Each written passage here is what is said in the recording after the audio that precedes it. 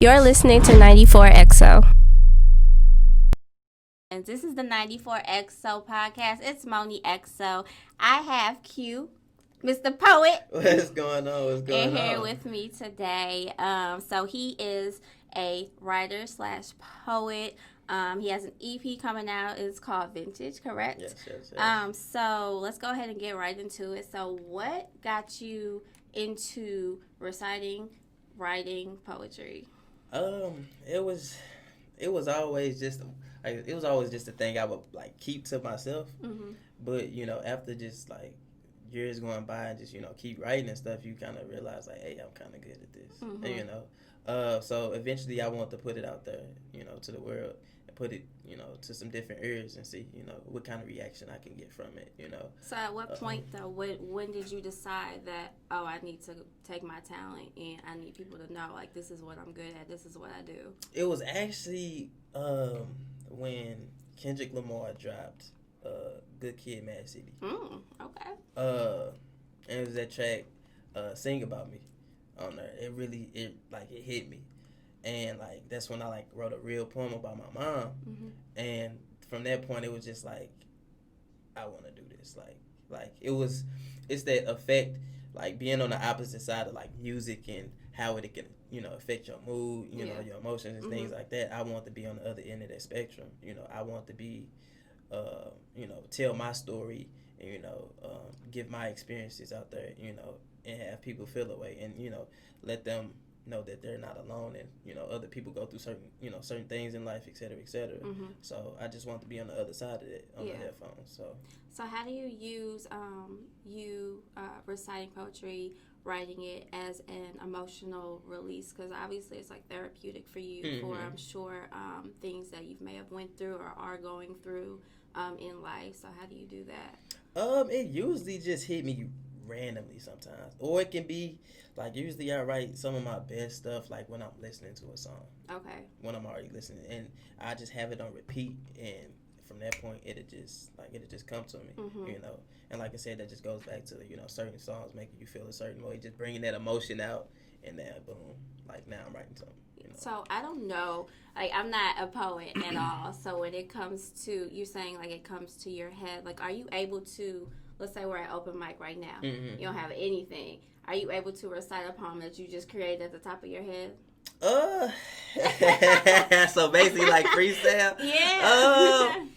I haven't tried it. Like I think I could if I really like tried it, because I mean basically that's what it is when I write. I don't like physically have a pen and paper and write.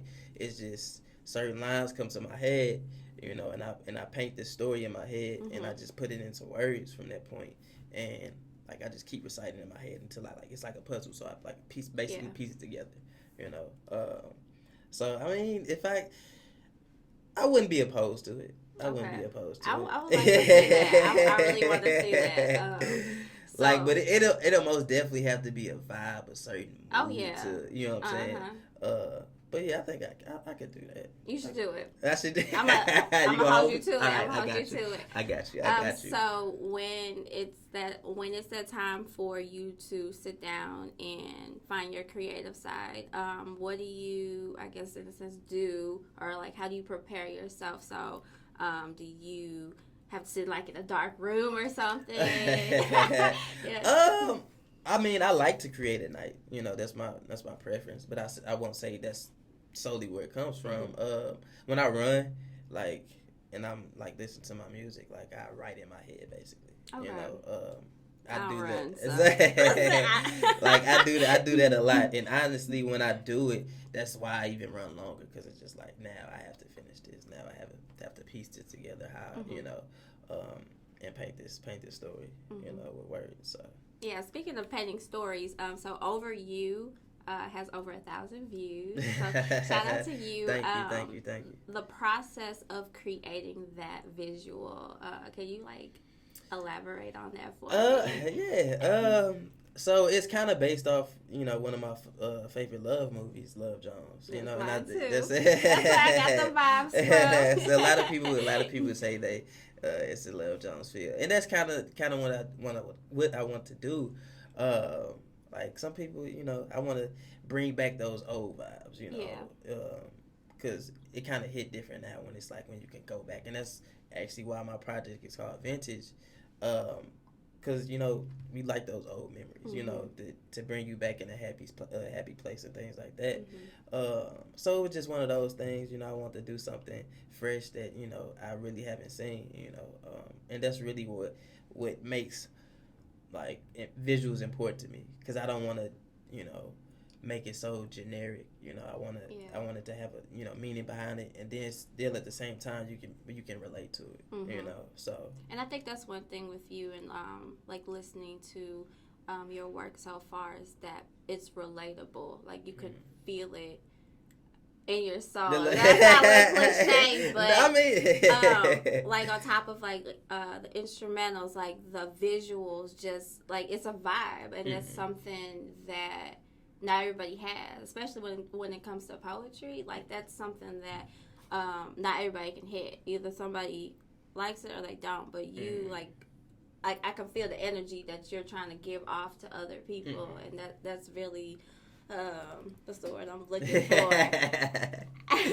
Love Jones type vibe. So, Darius Love Hard. Yeah. And so you have been nominated at Slumfest, and Slumfest is what, February 2nd, I believe? Oh, first. It's February 1st, and you are a nominee for Poet and Spoken Word.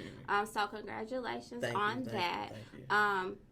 First off, like, how did you even like get nominated? Like, how did you become a nominee for this? I mean, that's crazy. I mean, I can just thank, you know, supporters and, you know, the people on the panel, you know, who kind of control that.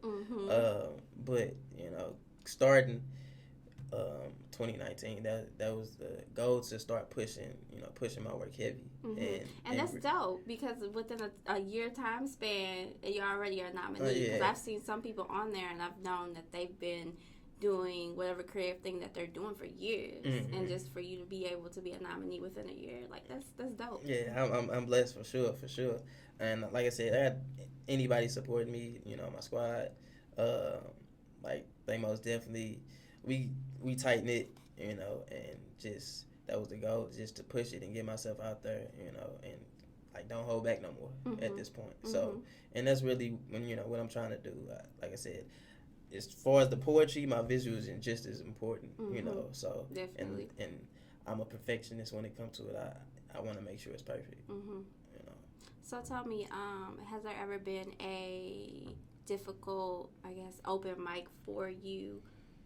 Where you might have messed up, like I honestly, tell me the experience where it was it's nerve wracking, you know, when you get up there and, you know, I'm already like shaking, you know. I've had good ones, I've had bad ones, you know. I think it's just more so a mental thing when it comes down to it, you know, because you know, everybody always tell me nobody know what you wrote, so if you mess up, you know, they can't really tell. You know, you just gotta smooth past it. You know, but it's still, you know, of course you want it to make sense still, but, you know, don't let that hinder the rest of the piece. Right. You know, so and I've learned that.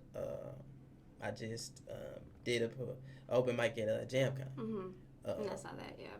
Yeah. So and I felt like I did great. You know, just went in there.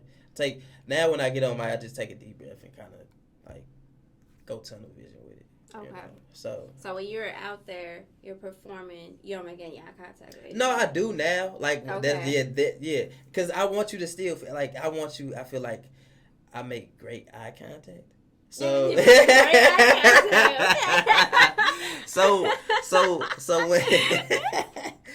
when you I'm sorry, that's hella funny. You make great eye contact. Okay. I mean, like body language, you know what I'm saying? So I feel like my eyes can say a lot. So if I'm looking at you and then coming, you know, with the words as well, you're going to feel it, you know. So I just make sure I look into the crowd, you know, and, you know, I close my eyes sometimes because that's when I really channel it. But, yeah, I most definitely try to make eye contact. And for all you people out there listening, it's really hard for, like, doing, like, presentations with... Like, nah, it's don't give it. Let me tell y'all, man. Like, I got my days where it's like I got stage fright, so I be on the mic talking, but in reality, like, you put me in front of a million people, I'm like, Yeah, I most definitely was like freeze. that. I most definitely was like that. But I've been, practicing the mirror, just, give off that energy how you want to. And it usually reciprocates fine, to the crowd. So let's go into vintage EP, and it's dropping Valentine's Day. Yeah, love That's that. dope. Yeah. You thought that through. Talk about the process of creating it. So whether it's long studio nights, long nights writing. Yeah, most definitely long nights. Just trying to when I create projects, like I wanted to have a story feel. I don't want to feel like you're just going track to track. I wanted to feel like it's you just listen to a whole story, in a sense. So, with that it takes time. So I don't necessarily try to rush it. Sometimes it can come at me like that, But at the same time, I don't try to force it, So if I'm writing a piece, and I stop somewhere, I'm gonna sit on it for a while. Yeah. I ain't gonna try to force something through with it. So then I just come back. Because people know. Yeah, exactly. People can tell when you're either genuine or when you're not. So, yeah. But I mean, just any normal process. Just like I'm a night owl, so usually when everybody's usually creatives are night owls. Yeah. But I'm not. Like I'm not. I'm only a night person when I have to be. I am a morning person. So yeah, but usually I always hear like, especially poets and musicians they're night owls. So I'm not surprised at that.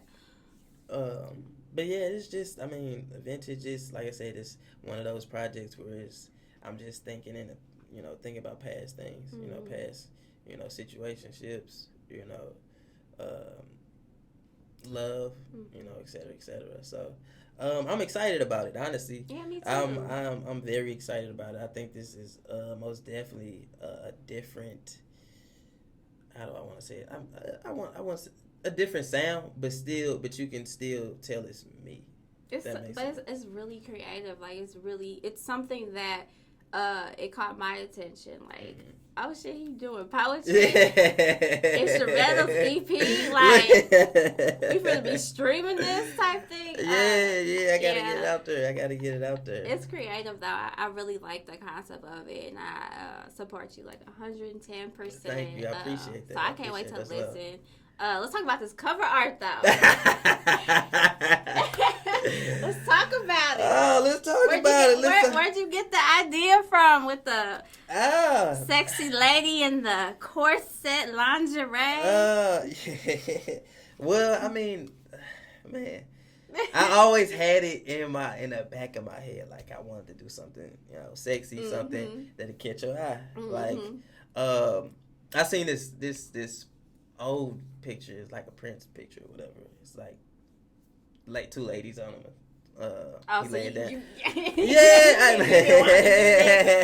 But I was like, actually, the model who was in it, Danny, I told her about it, like that vision. I want to duplicate that.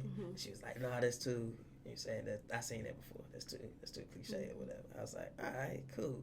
And I had this old camera that my grandma had, so I was like, you know what? Let me do something fresh. I'm gonna throw on some suspenders.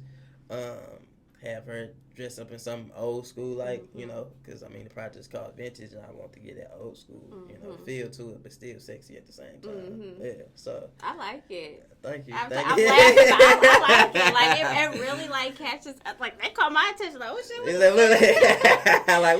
Wait a minute. At first when I saw it, I'm like, damn, Q rap. Q was singing that. What's going on? Oh man, that's hilarious. So when you drop this project, do you have any upcoming events right behind it? So are you doing like a release party? I'm working on planning a release party, a listening party. Yeah, okay. For sure. But as far as afterwards, I'm trying to do something with somebody who's kind of pretty much a co-ed on the project. My man Kelvin, who plays the saxophone on the project. So I really want to get out there with him and do some open mic type of stuff, and just kind of give a real different feel to the scene, because I feel like I can offer that for sure. So And then what inspires you to continue on with doing poetry? What inspires me? One is my son for sure. Like the first thing I knew I wanted to do when I decided I wanted to do poetry and just write was like I wanted to create dope ass visuals with it, and so then it just created this domino effect of me, continually, getting better and trying to find ways to better, my craft. So for him, for sure, and I always want to, be that example. Like, chase your dream. I want to be able to say I lived through it rather than like regretting like I didn't do what I wanted to do. So I want to be that example. So when it comes to that time when he's old enough, and I can just like, you can do this shit. You know what I'm saying? Because I've done it. It's possible. You know what I'm saying? It's gonna be a tough battle. It's gonna be a tough road, but like it'll be worth it. Yeah, it's most definitely gonna be worth it. Yeah, it's gonna be worth it. It's all gonna be worth it. I always say though, you look back at the things that you do and have done, and you appreciate it 10 times more. It's like, damn, I did that. Like, I created that, so like I completely get it. I understand, and I mean I applaud you. Like, it's just creative. It's just I can't wait. Valentine's Day, all the ladies, all the couples, trying all to the see singles. how many babies gonna get conceived today. I'm trying to see some. So where can like everyone find all the creative things you've done? Where can they follow you at? Twitter, Instagram. My Twitter handle is Qu3. I should pop up. Got a YouTube as well, Qu3. Is anything? What's the 3 mean? Is that just being fancy? Yeah, I had to be. Yeah, I had. I had to be fancy. I feel like E just it's boring. Yeah, so I got advice on that too. It's like, hey, switch it up, my boy Nando. Come on, spice it up. So, but no, the EP is gonna be on all streaming platforms. If you want to tune in, Apple Music, Tidal, Spotify, etc., etc. That's just so dope to me. Like, I've never heard of it, like having your poetry like on a streaming site. I don't know if that's just because I'm like new to the poetry world or what, but like that's just so cool to me. Okay, continue. I'm sorry. No, you're good. You're good. You're good. But thank you for coming on the show. I appreciate it. Make sure you guys. This is dope. Yeah, make sure you guys listen for the Vintage EP. Make sure you support my boy Q. I'm Moni XO. Make sure you guys follow me at Moni XO, MONNEXO. Search 94XO Podcast. I'm everywhere. And we're out. Be easy. Deuces. You're listening to 94XO.